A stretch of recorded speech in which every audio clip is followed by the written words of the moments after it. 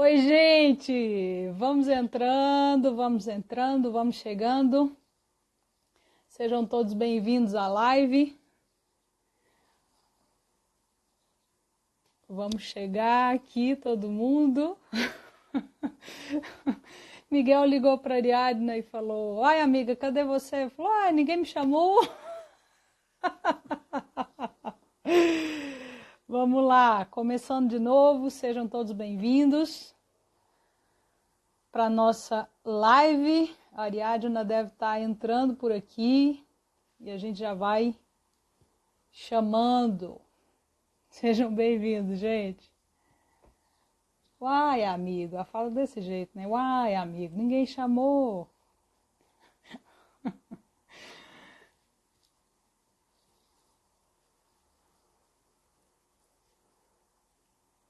Isso, o pessoal está entrando, manda convite aí para todo mundo. O pessoal de Piracanjuba vai entrar em peso aqui, o pessoal da comunidade aqui. Tem gente lá de Florianópolis, tem gente de todo lugar lá do Paraná. Parece que a sua voz está adiantada. Minha voz está adiantada? Ué, o que será?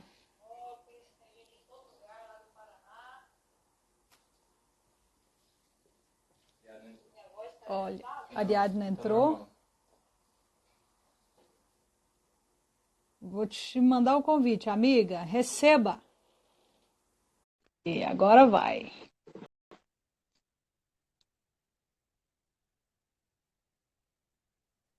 Oi, gente! Oi, Oi, amiga!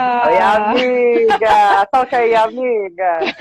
Toca aqui, Saudade, amiga. amiga! Gente, o Miguel liga para a Ariadna e fala: Amiga, você não entrou. Uai, ninguém me chamou. Ela... Gente, vocês têm que entender que esse meu lado, né, internet, ele é super limitado, gente. Mas Meu vamos que Deus. vamos, deu certo! Ajuda, ajuda. Primeira live a gente nunca esquece, né, amiga? Não é? Que bom que é comigo, amiga. Que honra. Amiga, lógico! Vamos E lá, aí, tudo vamos bem por conversar. aí? Tudo em pânico, né? Todo mundo dentro de casa. Florianópolis está bem contido, mas está dando certo, né? A gente que tem Jesus, a gente tem uma sensação interior diferente, né, amiga? Verdade. Então, tá tudo tranquilo, tá tudo bem, e a gente sabe que agora é um tempo de Deus medir muitas coisas dentro de nós. E a gente vai conversar um pouquinho sobre isso, então, hoje na live, vendo o que Deus quer de nós, o que, que Ele espera de nós. E a gente espera, com esse diálogo, poder contribuir para o coração das pessoas que estão aí enclausuradas, mas que precisam se tornar reflexivas também. Sim, para o verso se cumprir, entra para o seu quarto e fecha a porta e ora ao Pai em secreto. É Eu acho isso que mesmo. a gente está Vamos, tendo tempo para isso, né? vamos pensar sobre isso. Amiga, Amiga, primeiro. falando em Fala. disciplinas espirituais, a gente lembra do livro do Foster, né? A celebração da É, disciplina. Pri Foster. Aham. Lembrando que a Ariadna trabalha com livros, ela tem uma, como chama, amiga? Uma Escreve vendo. distribuidora, né? É uma distribuidora modesta, bem pequena, singela, mas com Uhum. muita coisa de valor, né? A gente só trabalha com escritores que a gente acredita, Sim, sim. né? Quer falar um pouquinho sobre começar com alguma disciplina em específico? De repente, oração?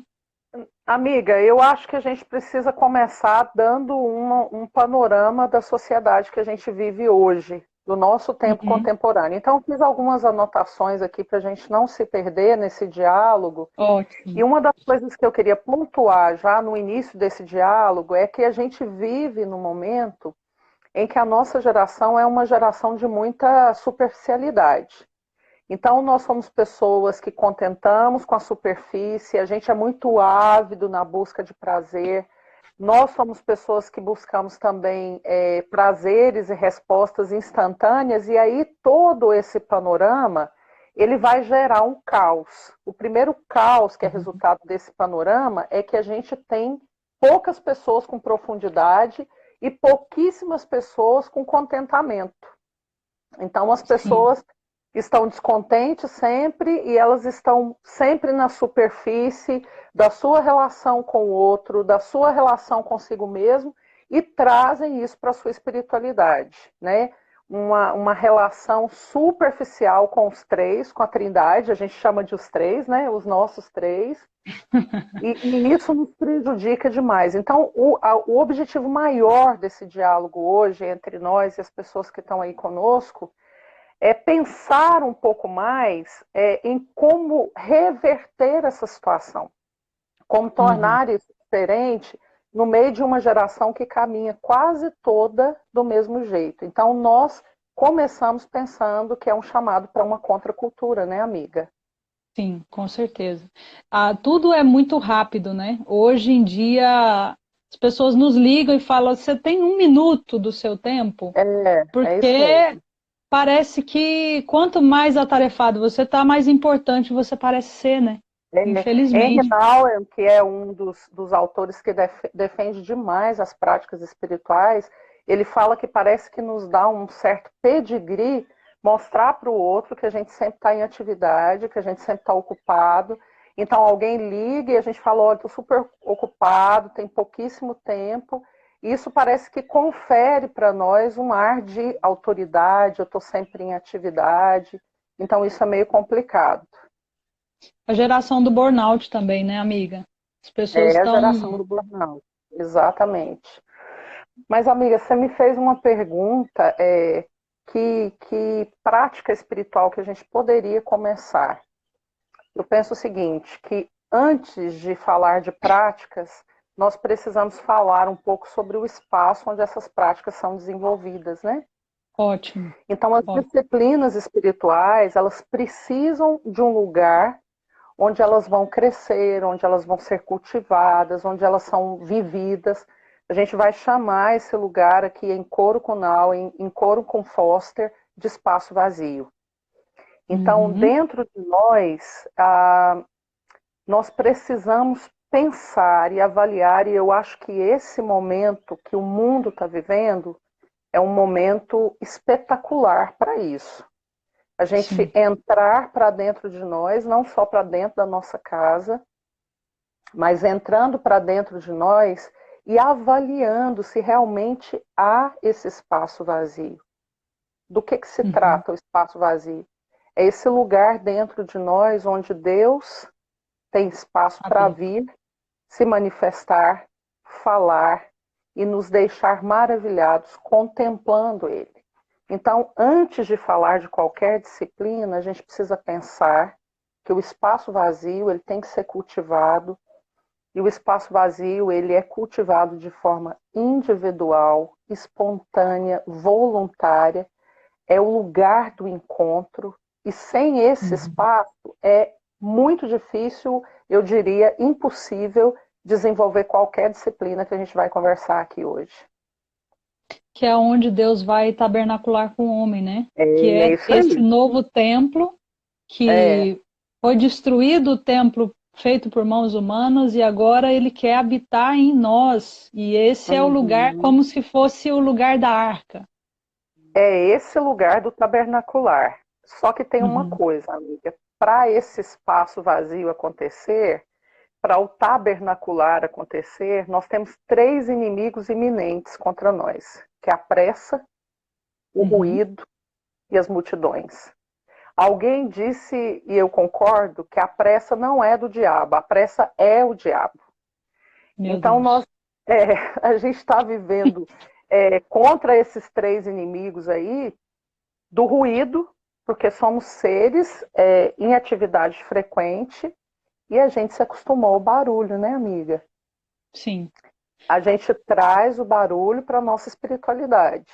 sim. Então, nenhum de nós, eu vou dizer de mim, você pode concordar comigo ou não, mas nenhum de nós aprendeu nos nossos primeiros passos espirituais de que o silêncio devia fazer parte das nossas caminhadas, das nossas disciplinas, do nosso encontro com o Senhor.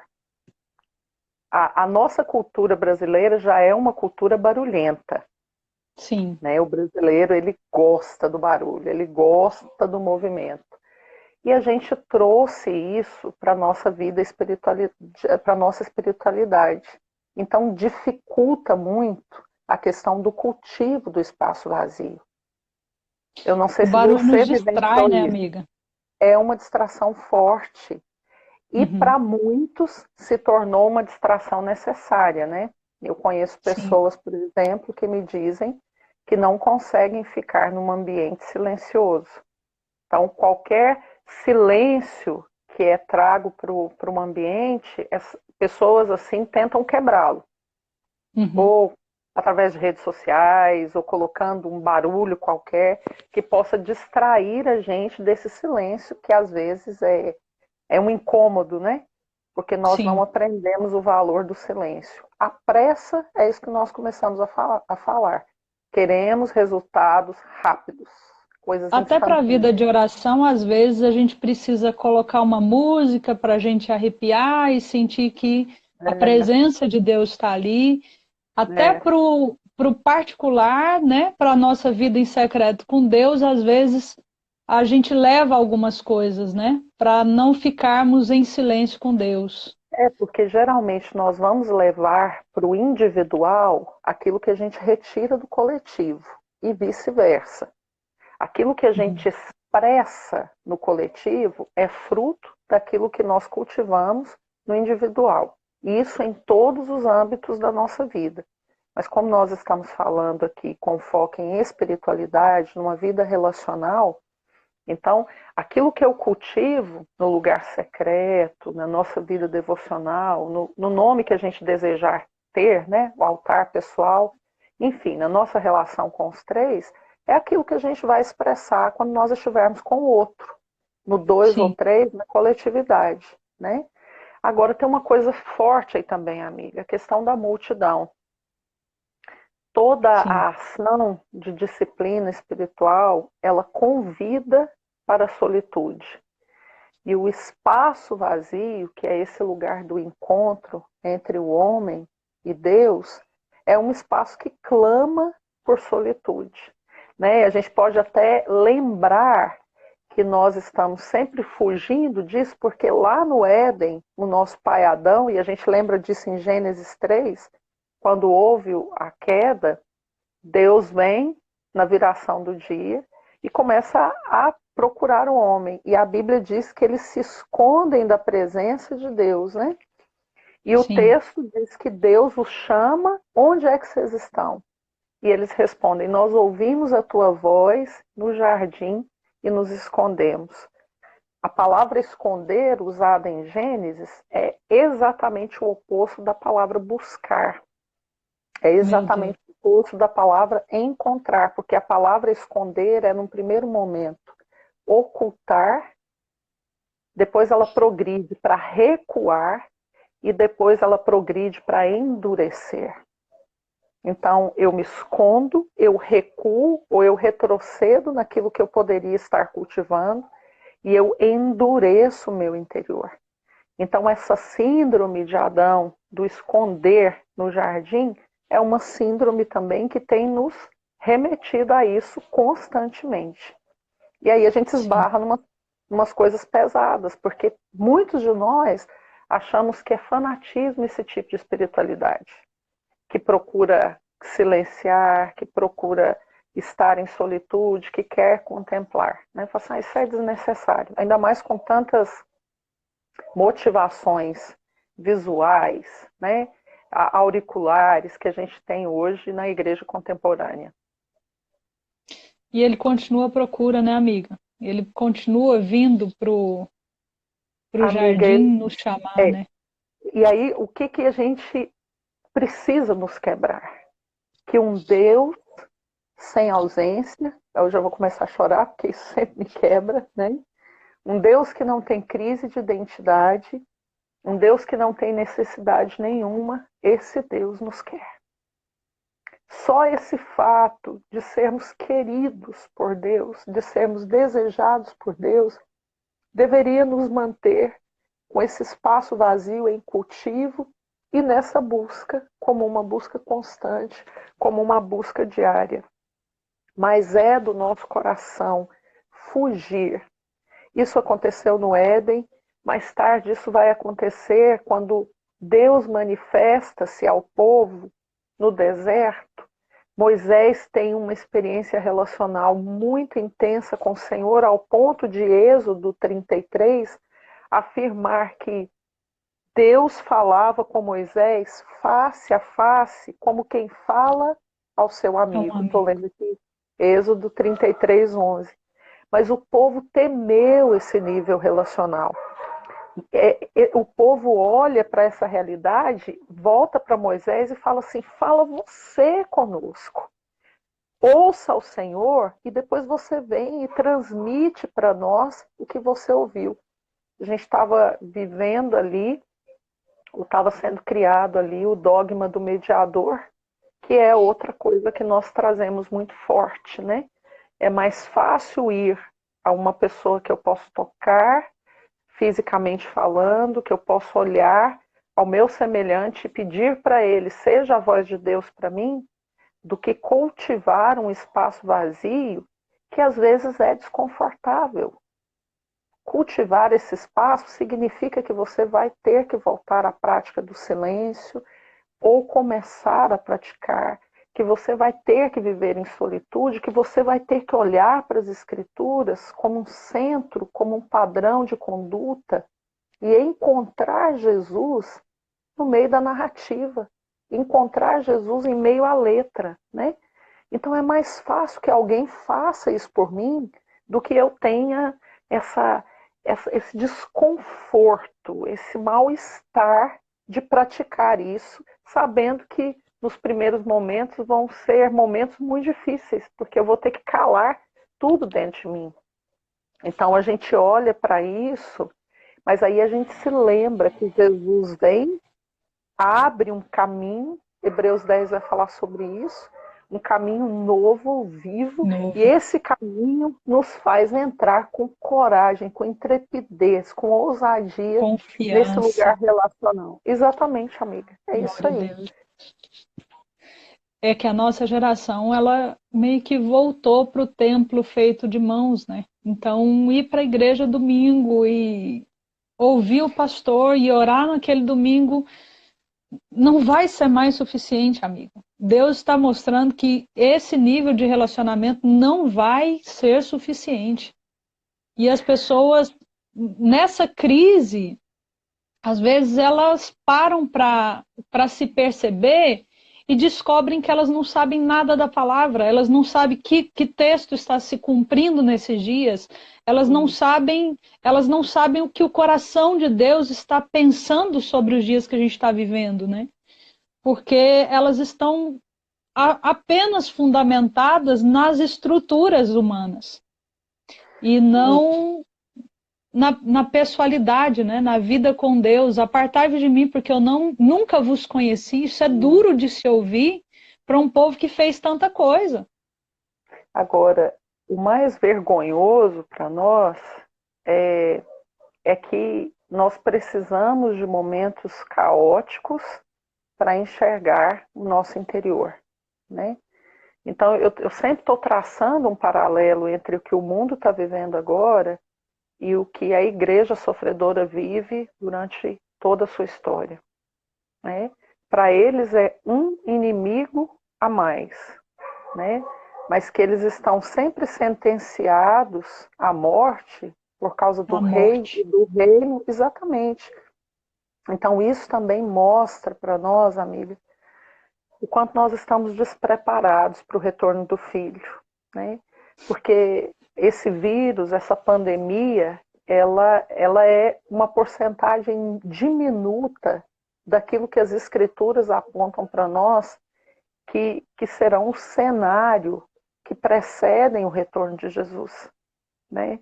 Então, assim, a igreja, a gente tem visto movimentos agora, orações, coisa que a gente não via em dias de paz, né? E eu costumo dizer que sofrimento é uma escola divina, né? E eu não acho que Deus tenha prazer em nos permitir sofrer, mas a grande verdade é que nós só somos manuseáveis, trabalhados de andador. tudo É em nós verdade. fica mais sensível, né? Então, nós sabemos pelas escrituras, pela vivência, pelos pais da igreja, que aquilo que vai nos dar sustância no dia mal é a nossa relação com os três, é a força dessa relação. Isso vai envolver um relacionamento de ouvir e falar, de contemplar, um relacionamento direto com a palavra divina. Isso vai envolver e fortalecer o nosso homem interior para suportar aquilo que vai vir. Esse momento é um momento crítico, mas os momentos que precedem o retorno de Jesus serão muito maiores no sentido de caos, de desespero, né? E a pergunta é essa: a gente está pronto? E a resposta passa também por uma questão doutrinária, lógico, óbvio, mas passa também por uma questão devocional. Aí a gente começa a pensar como é que a nossa relação com o Senhor caminha para nos deixar em paz em dias de grandes guerras em torno de nós. Você começou falando sobre contentamento e tem tudo a ver com contentamento, porque Paulo ele disse: eu aprendi a viver contente. A gente aprende na caminhada com o sofrimento a viver contente. Ele disse: eu aprendi a viver contente em toda e qualquer situação. Ele diz assim: alegrai-vos no Senhor. Outra vez vos digo, alegrai-vos sempre no Senhor. Então, quando a gente passa por situações adversas, por pressões, o que a gente precisa nós precisamos nos lembrar que tudo isso que a gente está passando, veio alguém disse: tome você a sua cruz e me segue, vinde após mim. Jesus passou, trilhou também o caminho do sofrimento, para que a gente pudesse olhar para ele, que é o nosso exemplo, autor e consumador da fé, porque tudo que Jesus fazia, ele orava, ele tirava tempo com Deus e ele só olhava para o Pai. Então, olhar para o alto vai ser a nossa única saída hoje. Né? Nos dias que a gente vive, os nossos olhos, para onde eles estão focados, vai determinar onde a gente vai chegar e como nós vamos chegar. Né? Amiga, e eu só posso confiar em quem eu conheço. Eu não Justo. coloco a minha confiança no estranho. Eu só confio na palavra de quem eu conheço. Eu só confio na fala de quem eu conheço o caráter. Aí nós voltamos para as práticas devocionais, para as disciplinas que são esse caminho do conhecer o Senhor, né? Então, nesse cultivar do espaço vazio, aí nós vamos ter coisas práticas, mas aí nós vamos ter sempre dois grupos. E a gente vai ver isso em Salmo 103, versículo 7, que o texto diz assim: que Deus manifestou a Moisés os seus caminhos e os seus feitos ele manifestou aos filhos de Israel. Então, a um, Deus manifestou caminhos, a outros, Deus manifestou feitos. Caminhos diz respeito a maneiras, a razões, a hábitos, a caráter. Feitos diz respeito a ações, às obras. Então, nós sempre vamos ter aqueles que vão estar satisfeitos em apenas contemplar o que foi feito, o que foi ação, o que foi obra. Mas nós queremos chamar a atenção do coração, do nosso e das outras pessoas, para que se tornem como aqueles que querem conhecer caminhos. Senhor, qual é o seu caráter, a sua maneira de agir? Como o profeta Menor perguntou: a que horas nós estamos da noite? Qual é o momento da história? Como nós nos encaixamos para cumprir o nosso encargo, a nossa responsabilidade junto a esse momento, né? Então, dentro disso, a gente tem que se lembrar, lembrando que esse Deus sem ausência nos deseja e Ele criou um caminho para que a nossa relação seja uma relação madura e progressiva. Amiga, todos os pais do passado, homens e mulheres do passado. Ali a gente tem Madame Guion, a gente tem David Brainerd, a gente tem Jesse Payne Lewis, a gente tem a própria Elizabeth da Trindade, a Teresa de Ávila, a gente tem Jonathan Edwards, Ivan Roberts, a gente tem homens e mulheres que foram tão relevantes e deixaram para a gente um legado que a gente admira tanto. Olha para a vida dessas pessoas. Foi prioritário para essas pessoas o lugar da relação, o cultivo do Sim. espaço vazio. Foi prioritário para essas pessoas a relação antes do serviço.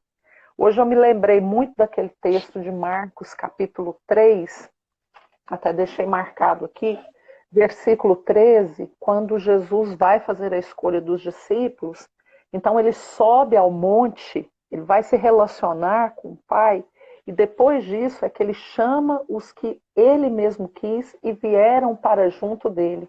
Então designou 12 para estarem com ele e para os enviar a pregar e a exercer autoridade e expelir demônios. Jesus estabeleceu um princípio, né? E esse primeiro ponto é estar com ele, Tá é com trazer ele. para o exatamente depois ele designa serviço. A nossa primeira vocação, o nosso chamado primeiro, a nossa missão primeira não é trabalhar para Deus, Foi o que mas aconteceu em Pentecostes também, né, amiga? exatamente, Fiquem fica reunidos junto, até que ele venha. todo mundo enxugadinho, Não até que o façam nada, Espírito né? vem.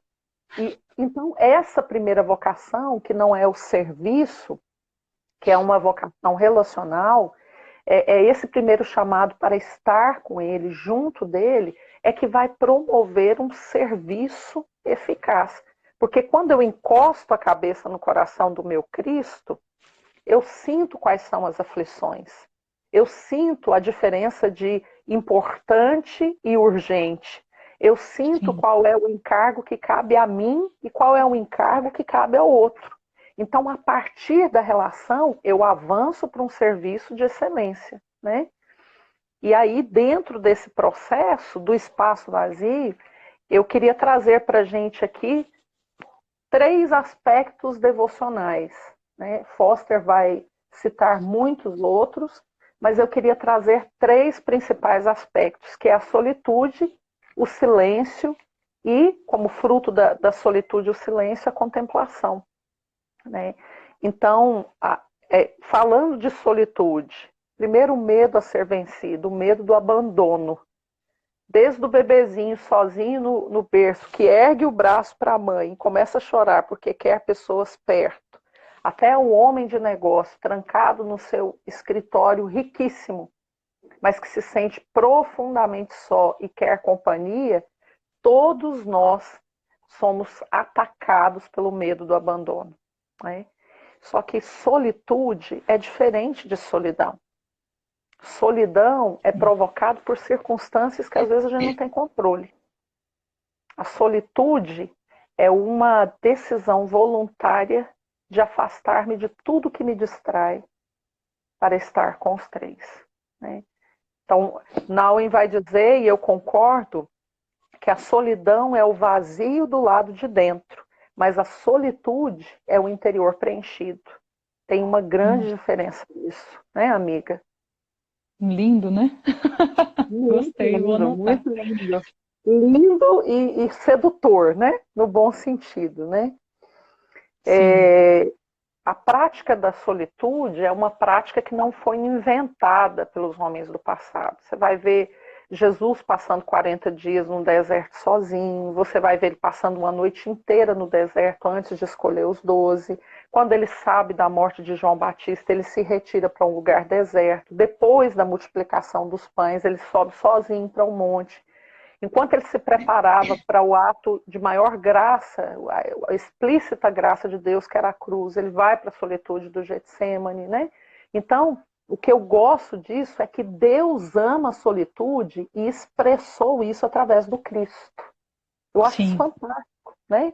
Então, qualquer um de nós que queira viver um relacionamento aprofundado com Deus, tem que saber que a solitude é uma prática que vai ter que ser cultivada. E como que ela vai ser cultivada? Indispensável. É indispensável, amiga, porque ela tem que ser uma coisa diária, ela tem que ser uma coisa prática.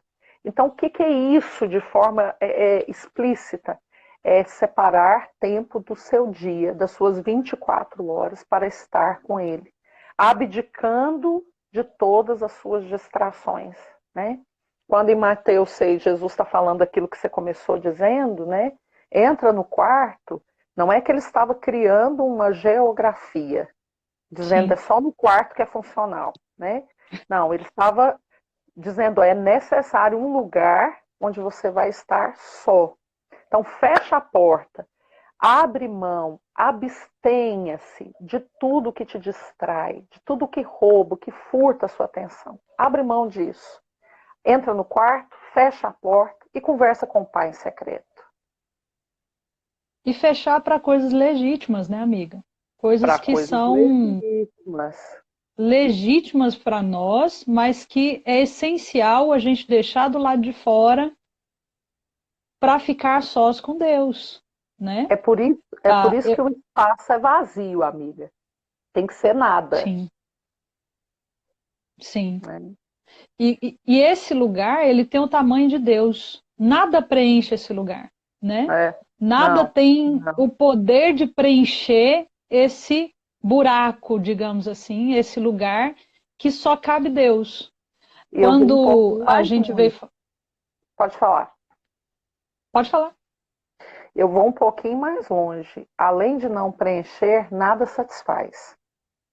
Então a gente pode preencher Justamente. com coisas, com prazeres, mas nada traz satisfação, né? Esse é um Por ponto isso a importante geração também. está tão insatisfeita, porque não tem Não, profundidade na relação. é isso aí. Então, nessa prática da solitude, uma coisa que é muito importante a gente se lembrar é que também há alguns mananciais que só serão acessados na solitude. Há respostas, há diálogos, há conversas que Deus quer ter conosco que só serão ou só acontecerão, ou Ele só repartirá conosco num ambiente de solitude. E se a gente abre mão disso, nós estamos perdendo tesouros eternos, segredos incríveis, né? Então, a solitude é uma prática devocional que tem que ser observada para aqueles que querem profundidade, para aqueles que querem uma comunhão madura e progressiva com o Cristo de Deus. Então, não tem como fugir dessa prática, né? Inúmeras vezes, amiga, eu peguei um puff, fui para dentro do quarto e fiquei sentada. Falei, Deus, eu não tenho nada para falar. Eu vou ficar Uhum, aqui em silêncio. E é uhum. incrível, porque a nossa alma pensa assim: o que você está fazendo, né? Não deu certo, foi Ah, ruim. não vai dar certo, esse negócio não Uhum. vai te arrepiar, não tem música, não tem nada, mas é incrível o quanto ele deseja se manifestar. A gente precisa se lembrar que Deus quer ser encontrado, né? É isso aí. O Deus sem ausência decidiu se repartir. Esse é o ponto principal. Que a gente tem que lembrar é que o Deus sem ausência partiu dele o desejo relacional. Como a gente responde a esse desejo é uma responsabilidade nossa. Como nós Sim. estamos falando de práticas individuais, num primeiro momento é uma responsabilidade individual, né? Então partiu dele. E aí, junto com esse processo de solitude, amiga, é imprescindível a questão do silêncio. Aí, silenciar é essa capacidade que a gente vai criando de parar na solitude e as vozes dentro de nós irem sendo diminuídas até que a voz de Deus se torne a voz mais alta, mais audível e a voz que a gente encontra. É outro ponto difícil, porque a gente gosta de barulho. Sim, e na verdade é completamente o oposto do que, por exemplo, o budismo propõe. Eu silencio para esvaziar, não, eu me silencio para me encher. Então, É, eu fico em silêncio até que a presença satisfaça tudo e tome todo esse lugar, né? é. E uma coisa importante do silêncio também, amiga, é que ele é progressivo. Ele é progressivo. Às vezes, Sim, deixa eu só tentar acender uma luz para ficar mais claro para a gente aqui. Às vezes a gente tem a sensação seguinte: fui, não senti que aconteceu nada, né? Nada deu certo, o fluir foi ruim, é aquilo que você falou. A nossa alma participa do processo? Participa. Deus uhum. quer que ela faça parte do processo, né? Mas uma coisa importante para a gente pensar é que ela não é quem determina o êxito da vida devocional. Porque muitas vezes nós vamos estar com o Senhor e a nossa alma parece estar sem nenhum tipo de produtividade, e aí a gente pensa, não deu certo hoje não deu certo, não senti aquele arrepio, não foi uma coisa mística, Não gostei do né? culto. Não gostei, né? Então, assim, só que cada encontro com a Trindade, algo da eternidade vai sendo amadurecido dentro de nós, quer a nossa alma sinta, quer ela não sinta, é igual você falou. Muitas vezes você vai, se assenta no púlpito e fala, Senhor, nada a dizer, mas eu vim honrar o meu lugar vazio, Nosso a minha compromisso. solitude, o nosso compromisso, né? E um Deus que age em ambiente de aliança ama a questão de honrarmos compromissos, porque a ideia de aliança partiu dele, né, amiga? Sim. Agora, o silêncio, ele é desconfortável. Ele é muito desconfortável na prática da vida devocional. Porque a gente começa a calar e começa a ouvir o quanto barulho tem dentro de nós. Fica horrível. Então, eu costumo dizer assim, quando a gente começa a praticar o silêncio, né? Então a gente vai lá para o nosso tempo devocional, nos separamos, fechamos a porta, abrimos mão das distrações, desabafamos, falamos, conversamos, aí vem a parte do silêncio. Calo. A mente começa devagar, a gente pensa no feijão que está no fogo, no menino que tem que levar para a escola, na conta para pagar. Ai, gente, é tanta coisa, meu Deus! É verdade. A gente tem que ser paciente, persistente, porque a partir da nossa perseverança, os barulhos vão se tornando cada vez menores. E quando a gente menos perceber, a gente está ouvindo o Senhor. E a gente levanta da solitude para uma coletividade de maior qualidade. Porque nós estivemos com o Senhor, assim como Jesus fazia, ele estava com a multidão e ora estava a sós com Deus. Só é possível ter qualidade na vida de coletividade se existe qualidade na vida a sós com o Senhor. Né? Isso no nosso casamento, na criação dos filhos, em todas as áreas. Amiga, a gente não consegue expressar no coletivo algo que não é real dentro de nós. A gente até consegue.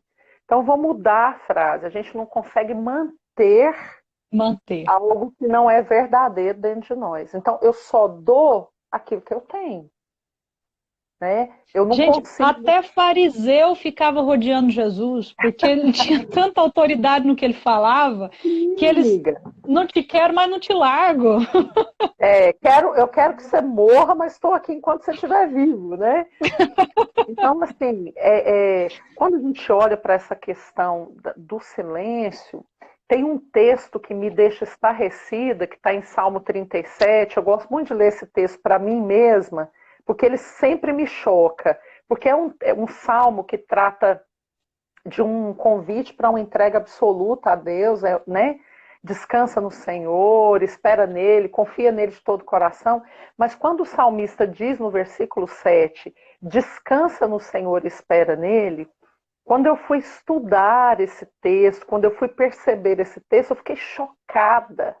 Porque a palavra descansar aqui vai além de confiar, vai além de despejar as ansiedades. A palavra descansar aqui no hebraico é damã. E damã significa fica calado. Esteja em silêncio. Ai, meu Deus, eu quero morrer. Aí eu leio esse texto e tô assim... A grosso modo, cala a boca. Cala a boca. Cala a boca. Então, cala a boca e espera no Senhor. Cala a boca e veja o que o Senhor tem para dizer. Né? Então, se pensa bem, esse damã de Deus envolve o fato de que as muitas vozes dentro de mim interrompem dentro de mim aquilo que é a voz perfeita, aquilo que é a voz de guia, de direção, amiga. Amiga, a gente tem que aprender a calar. Isso é necessário para nós. A gente aprende com o Senhor, a gente falando sobre o sofrimento, Eu aprendi práticas espirituais vendo meus pais, porque desde que eu era criança eu vejo meu pai jejuando, minha mãe, indo para o quarto orar e nos deixando lá. Agora Uhum, eu vou ter meu tempo com Deus. E fechava a porta e nos deixava lá de fora. uhum, legal. E, e, e assim, dentro desse contexto, você sabe, nossa história veio com muito sofrimento, né? A É, gente amiga. cresceu em família, na espiritualidade, à base de um batismo com fogo mesmo, de É, sofrimento mesmo. Então, por exemplo, quando o médico disse para minha mãe, para os meus pais, que eu não iria enxergar, que eu seria cega para sempre, todos os dias minha mãe entrava num quarto que a gente chamava quarto dos fundos. E ela entrava hum, nesse quarto e ficava ali, ela e o Senhor. Foi isso que não fez minha mãe entrar numa depressão, foi isso que sustentou a nossa casa. E teve uma ocasião que ela estava sentada na cama em silêncio, quando ela começou a ouvir vozes, muitas vozes. E ela foi levada para uma visão. Nessa visão, ela viu uma multidão, tinha uma multidão muito grande, era um gramado, e Jesus andava e a multidão seguia Jesus. Quando ela uhum, olhou, tinha uma mulher na beira de um lago que estava com um cântaro bem grande, e essa mulher colocava água no cântaro. E colocava água no cântaro e olhava para ver a que distância Jesus estava. E quando ela foi olhando para ver que distância que Jesus estava, ela conseguiu encher o cântaro e com muito esforço ela colocou o cântaro nos ombros e saiu correndo também para seguir Jesus. A minha mãe vendo aquilo, ela perguntou assim: por que que ela não deixa o cântaro e não vai até Jesus? Se ela deixar o cântaro, vai ficar mais fácil. Quando ela fez uhum, essa pergunta, ele apontou o dedo para ela, ele parou, apontou o dedo para ela e disse: assim como essa mulher, são muitas pessoas, sabendo que eu sou a fonte de águas vivas, mas querem carregar nos uhum, próprios ombros o peso. E ela uhum, voltou. Ela nunca tinha tido uma experiência daquela. Ela voltou, tinha vindo de uma igreja muito tradicional, não se falava de visões como ela teve. E ela pediu um sinal: Senhor, se foi o Senhor, me dá um sinal. Naquela mesma uhum. semana, a gente dormiu todo mundo junto no quarto dos meus pais com um colchão jogado no chão. Meus irmãos, meus pais e eu. E eu tinha uns 4 anos de idade, mais ou menos. Quando no meio da noite todo mundo estava dormindo, Jesus entrou no meu quarto. Naquele quarto. E quando ele entrou, ele tinha um óleo nas mãos e um pincel na outra mão, e ele passava esse pincel no óleo e colocava nos meus olhos. E pegou a mão da minha mãe, colocou, passou no pincel e colocou na mão dela também. E ele Uhum. sorriu, como quem dizia, ela nem percebeu. E ele foi embora. Eu era muito criança, eu era muito pequena. No outro dia eu acordei e falei: mãe, como você dorme, hein? E ela falou: por quê? Eu falei: entrou um mágico aqui, você nem viu. E aí eu fui falar para ela, ela disse: filha, não era um mágico, era Jesus. Porque na minha cabeça de criança, como alguém poderia entrar com tudo fechado, né? Mas eu não tive medo. Foi uma Uhum. sensação que todas as vezes que eu me lembro, me, me causa um turbilhão de sentimento aqui dentro, sabe? Então, Uhum. ele deseja se manifestar. Se a gente Sim, buscar, ele sim, deseja vir visitar o nosso quarto pessoalmente, gente. é isso mesmo. Eu tive essa experiência, né? Amiga, Salmo 25:14. Os segredos do Senhor são para aqueles que o temem. A palavra segredo aí é code, conselho familiar, intimidade, né? Então, temer a Deus é dar a Ele o lugar que Ele é digno, né? É trazer honra a Ele. Se eu quero honrar você quando você vem na minha casa, eu vou tirar tempo, eu vou abrir mão, abster-me das minhas atividades para ter tempo com você, porque eu quero te honrar. E, obviamente, quando eu me posiciono diante de você, o fruto disso é que a conversa vai crescer, o diálogo vai aumentar e nós vamos começar saindo de uma conversa superficial para uma conversa profunda, onde a gente vai expor o coração. Então, como você disse, a prática da sua mãe trouxe esse segredo, trouxe esse compensar, trouxe esse recompensar. Então, quando nós pensamos em vida devocional, nós não podemos desvincular a vida devocional da grande verdade de que há segredos incríveis de Deus para serem derramados ao nosso coração. Há respostas, há apontamentos, há direções, há a vontade perfeita dele para ser trazida para nós. Mas pensa bem, se nós não priorizamos isso, amiga, nós vamos ter pouca ou nenhuma história particular para contar. É maravilhoso ouvir testemunhos dos outros, mas nós precisamos ter a nossa própria história, o nosso próprio roteiro com o Senhor. Verdade. Quando a gente pratica esse priorizar relacional que passa pelo cultivo do espaço vazio, que passa pela solitude, que passa pelo silêncio, nós vamos começar a experimentar coisas tão grandes que nós nunca imaginamos. E outra coisa, as pessoas serão afetadas pela vida que é gerada em nós através do Cristo. Sabe quem que eu lembro aqui, amiga? William Seymour. Eu estou pensando aqui, ele é filho de escravos, levantado nos Estados Unidos como um cristão em tempo em que havia um tipo de segregação racial ainda. Então esse homem, ele tenta se formar ministerialmente, ele quer uma formação teológica mais apurada, mas não é permitido que esse homem esteja entre os brancos. Né? Então ele tinha, a biografia diz que ele tem que estudar no corredor, ouvindo tudo, ele não tinha voz, ele foi um homem sentenciado ao silêncio, até pela cor que carregava, né? Pela questão social da época. Então a gente vê que esse homem perseverou, e esse homem forjado naquele silêncio, era muito mais do que um silêncio manifesto para uma sala de aula, era um silêncio de vida. Porque depois a gente olha e vê que esse homem se torna o grande instrumento do avivamento da Rua Azusa. A gente lê Azusa, o óleo escorre. O óleo escorre. Mas a gente se esquece que tudo aconteceu a partir de um jovem cuja prioridade foi Cristo. A partir desse homem, de silêncio, de solitude, de prioridade de Cristo, multidões de pessoas foram salvas, amiga.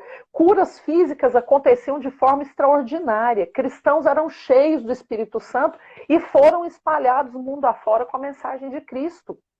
Então, a nossa vida devocional, ela não é só para nós.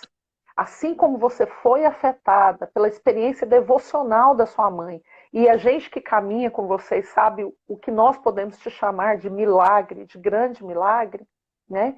Assim como você foi afetada, tantos outros na história foram afetados por homens e mulheres que disseram: a minha prioridade será o Cristo.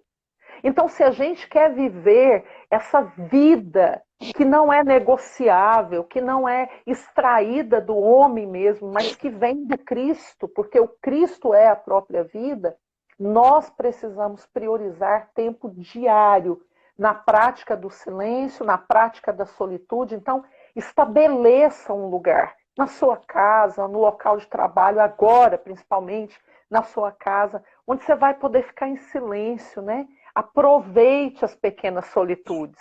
Aquele momento quando você acorda que ainda não tem ninguém para conversar. Ou aquele momento que você está em um lado, ouvindo alguma canção, adorando o Senhor. Não jogue fora essas pequenas solitudes. Crie oportunidades o dia todo para você entrar em solitude, em silêncio. Programe retiros anuais, semestrais. Gente, é muito viciante. É ou não é, amiga? É, com certeza, com certeza. E você sabe que é um... Pode falar, amiga. Hoje eu estava lendo sobre Agostinho de Hipona e uma frase me chamou a atenção, porque ele estudou filosofia, depois foi para o gnosticismo e, enfim. Ele tinha muitos. Era um cara muito inteligente e a mãe dele era cristã e chorava muito. E um dia ela foi se aconselhar com um pastor e o pastor disse para ela assim: vai, porque fica tranquila, porque é impossível que se pereça um filho de tantas lágrimas. Uau, E uau. quem se tornou Agostinho, né? Por causa Quem se de tornou Mônica, Agostinho? sua mãe. Então, eu fico pensando assim, gente, eu olho para toda essa realidade dos pais do passado. Você sabe, amiga, que eu sou uma admiradora, né? Que eu devoro a vida desses homens e mulheres, que eu sempre acho que nasci no tempo errado, mas eu sei que eu estou errada, mas o sentimento continua, né? Ariadna Guion. Ai, meu Deus, tudo que eu quero. Mas assim, eu olho para eles e fico pensando, que legado, né? E eu tenho certeza que eles nunca imaginaram estar construindo um legado tão autêntico, tão efetivo e que seria tão explosivo, mesmo anos, séculos depois da morte deles. É o que a gente sempre diz: o legado de um homem não vai para o caixão com ele, Não né? vai. Então, assim, uma outra coisa que acontece quando nós decidimos praticar a solitude e o silêncio é que essas disciplinas vão implantar dentro de nós uma sensibilidade para vivermos maravilhados. Nós vamos Verdade. começar a contemplar, né? Fascinados. Gente, a gente vai começar a entender coisas que a pressa, que o barulho, que as multidões não permitiam a gente ver. Então é muito importante porque a gente tem que viver uma vida do maravilhar. E ficar maravilhado é ter os olhos abertos para perceber Deus nos pequenos detalhes, no ordinário, naquilo que é comum, e começar a ouvir a voz de Deus naquilo que a gente chama de cotidiano, naquilo que a gente chama de rotina. Eu falo que maravilhar é enxergar o Deus que me vê o tempo todo. Uau. Então, é enxergar esse Deus que me enxerga o tempo todo. Gente, e Deus ama interromper os nossos dias com a presença dele. Isso é do caráter dele. Deus ama que a gente. É Moisés diante da sarça, num dia comum, Não é? pastoreando, né, num lugar comum. Não era incomum a sarça pegar fogo, o incomum era ela não ser consumida. Então é esse Moisés no dia comum, é Abacuque olhando para uma figueira e poetizando de uma forma canônica, né? Meu É Deus. Sansão tirando o mel do meio da carcaça de um leão. É Davi falando sobre montes, sobre árvores, sobre pessoas comuns. É Salomão, gente, descrevendo especiarias em cantares. Gente, isso é maravilhoso. Nós fomos feitos para nos maravilhar. Nós fomos feitos. E a gente perde isso porque estamos ocupados demais. Mas pessoas contentes contemplam. Eu É olho para verdade. Jesus, quando Jesus estava no meio daquela multidão e cada um com um problema diferente, ele para tudo e fala assim: olha os lírios. O que tem a ver lírio com doença? O que tem a ver lírio com a crise do povo? Ele para tudo para contemplar. É. E aí ele começa uma poesia. Gente, e assim, a delícia da contemplação é que quando você entra por esse caminho do maravilhar-se, do contemplar, você vai colocar os seus olhos nas escrituras com uma outra perspectiva. Você ultrapassa a parte histórica, narrativa, e você começa a contemplar a voz do Cristo em cada texto, seja ele do Novo ou do Velho Testamento. Você encontra o Cristo, né? E aí a gente começa a Verdade. perceber que as escrituras vão se tornando meio que uma autobiografia, né? A gente se vê na mulher entrando pelo jardim da casa daquele homem e derramando um perfume caríssimo, né? A gente se encontra no Pedro negando Cristo, a gente se encontra em momentos que Jesus diz assim: deixa as crianças se aproximarem de mim, elas têm o reino. Então, Sim. o silêncio, a solitude despertam em nós o maravilhar. Eu quero ler um texto aqui, amiga, que eu marquei sobre essa questão do maravilhar, que está no Evangelho de João, capítulo 5. Lógico que tinha que ser João, né? Tio Então, Guedinho, né? que lugarzinho. Então, João 5 diz o seguinte: porque o Pai ama o Filho e lhe mostra tudo o que faz, e maiores obras do que estas lhe mostrará, para que vos maravilheis. Meu Olha que coisa Deus. linda. Ele Meu Deus. quer que a gente seja um povo maravilhado, né? E a palavra maravilhar aqui, quando traduzida, é para que vocês se admirem, para que vocês sejam surpreendidos, para que vocês fiquem fascinados, maravilhados por aquilo que Cristo tem feito, que fez no passado, que faz hoje, aquilo que ele promete fazer no futuro, né, amiga? É verdade. E quando a gente encontra com Deus, eu gosto daquele, quando o profeta fica, ele anuncia, né? Ai de vós, ai de vós. Aí ele encontra com Deus, ele cai de joelho e fala, ai de mim.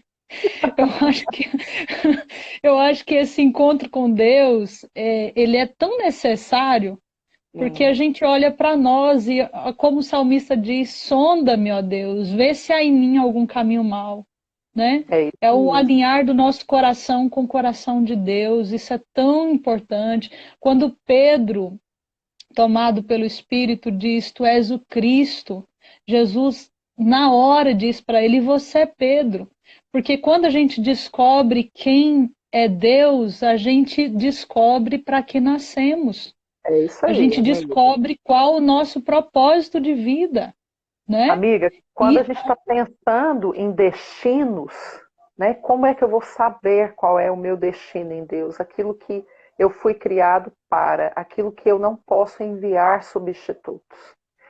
O nosso destino em Deus, ele não vem através de tratados teológicos, ele não é descoberto através de leituras de livros, ele é descoberto a partir da nossa relação com os três, nas escrituras, no ouvir, no diálogo travado com Cristo, né? E a partir dessa, o relacionamento, ele é a base da nossa vida cristã. Ele é a base. Então, eu me lembro que uma vez alguém me questionou sobre esse encargo que eu carrego, sobre incentivar, quase que obrigar, né, as pessoas a esse relacionamento. Você me conhece, sabe como é que funciona, né, amiga? Com quem eu chutando os outros a vida com Deus. então, com quem eu tenho intimidade, eu vou mesmo. Você está lendo Bíblia, eu acho que você não está lendo, acho que você não está tendo tempo com Deus. Você sabe, né, amiga, como é que Tá muito funciona? carnal, amiga. Não, amiga, para que você não está com a perspectiva errada. Vai para o lugar secreto, né? Cadê o Para porque tá Miguel? feio. Miguel! É. Então, assim, uma vez eu fui questionada, alguém falou assim, acho que não precisa de tanto, né? E é claro que nós não estamos aqui como pessoas que têm o encargo pela palavra para obrigar ninguém a pensar como nós. Mas o que Claro. nós jogamos na vida do outro, que nos ouve, aqueles que Deus nos dá a oportunidade de comunicar, é aquilo que é uma tentativa nossa, porque nenhum de nós julga ter alcançado, né? Todos nós, nesse aspecto devocional, somos iniciantes, né? E Hum, eu acho muito interessante porque alguns de nós, com práticas de muitos anos, podemos até dizer, esse diálogo não é importante para mim, porque eu já o pratico. Thomas Morton, que vem como um escritor espiritualista, ele fala assim, nós precisamos entender que nas nossas práticas devocionais nós sempre seremos iniciantes, porque é um terreno tão cheio e tão pleno de tesouros que por mais que você cave tesouros, você nem começou ainda a cavá-los, né? Então, o que a gente precisa pensar, amiga, alguns vão passar toda a sua vida cristã sem conhecer o Cristo que está disponível hoje, de uma forma profunda, de uma forma extraordinária, de uma forma maravilhar-se, né? Outros vão olhar e vão desejar eu quero desse Cristo, eu vou comer desse pão e eu não vou abrir mão de me alimentar desse pão de forma nenhuma. E as disciplinas espirituais, elas são o caminho facilitador para que nós desfrutemos de quem o Cristo é, do caráter, da conduta, da vontade.